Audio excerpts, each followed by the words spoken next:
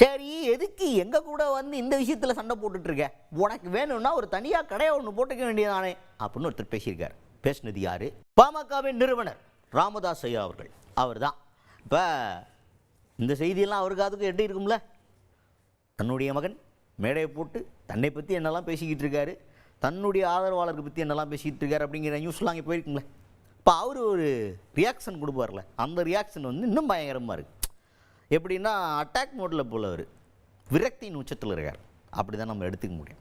மொதல் மேட்ரு என்ன சொல்கிறார் அப்படின்னு பார்த்தீங்கன்னா, இந்த கட்சியை உருவாக்குனது நான், நீ உருவாக்குனியா? உனக்கு வேணும்னா இந்த கட்சிக்காக ஏன்ப்பா சண்டை போடுற? புதுசாக ஒரு கட்சி ஆரம்பிச்சுட்டு போ.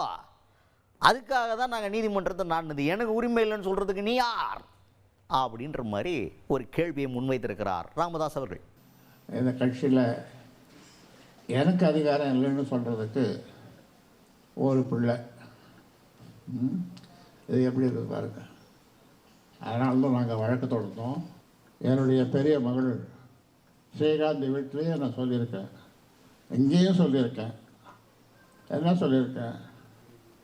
நீ வேணா ஒரு கட்சி ஆரம்பிச்சுக்கோ, நீ வேணும்னா ஒரு கட்சி ஆரம்பிச்சுக்கோ.